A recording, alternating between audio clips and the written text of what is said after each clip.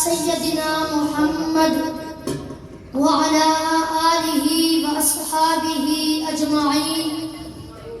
أما بعد فأعوذ بالله من الشيطان الرجيم.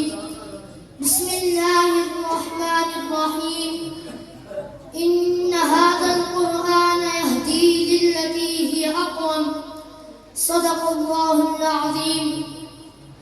کتابوں میں جو افضل ہے اسے قرآن کہتے ہیں.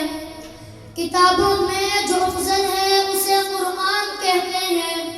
اسے جس نے اتارا ہے اسے رحمان کہتے ہیں.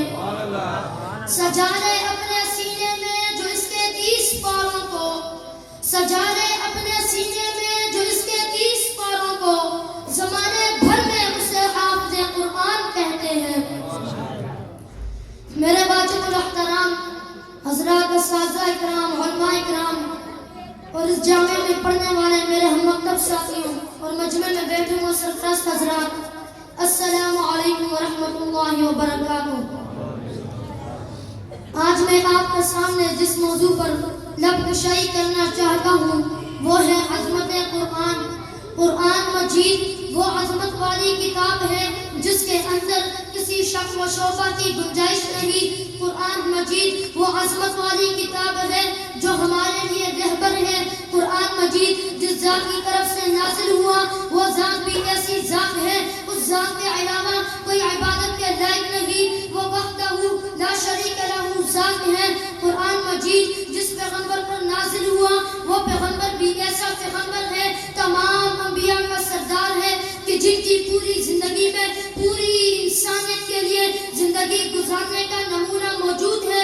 قرآن مجید جو فرشتہ لے کر آیا وہ فرشتہ بھی ایسا فرشتہ ہے، تمام فرشتوں کا سردار ہے، رب کائنات کے نزدیک مرتبے والا فرشتہ ہے. قرآن مجید وہ عظمت والی کتاب ہے جو ہمارے لیے رہبر ہے. قرآن مجید وہ عظمت والی کتاب ہے جو حق و باطل کے درمیان فرق کرتی ہے. پھر کیوں نہ کہوں یا الہی تو ہمیں عامل قرآن بنا دے، یا الہی تو ہمیں عامل قرآن بنا دے، اب نئے سرے سے مسلمان کو مسلمان بنا دے.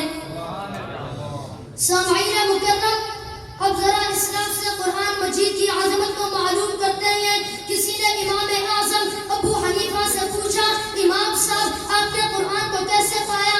جواب ملا، میں اب تک قرآن مجید سے ہزاروں مسائل نکال چکا ہوں، ابھی بھی قرآن کا معنی پورا نہ ہوا. کسی نے امام غزالی سے پوچھا، امام صاحب آپ نے قرآن کو کیسے پایا؟ انہوں نے بڑی عجیب بات کہی. انہوں نے کہا قرآن مجید آسان بھی ہے مشکل بھی ہے. آسان تو اتنا ہے کہ کسی بھی 8 سال کے بچے کے سینے میں محفوظ ہو جاتا ہے. مشکل اتنا ہے کہ 1400 سال سے علماء، مفتیان، مفسرین قرآن میں غوطہ ہے، ابھی بھی اس موتی کو حاصل کرنے میں کوئی کامیاب نہ ہو سکا. کسی نے امام احمد بن حنبل سے پوچھا، امام صاحب آپ نے قرآن کو کیسے پایا؟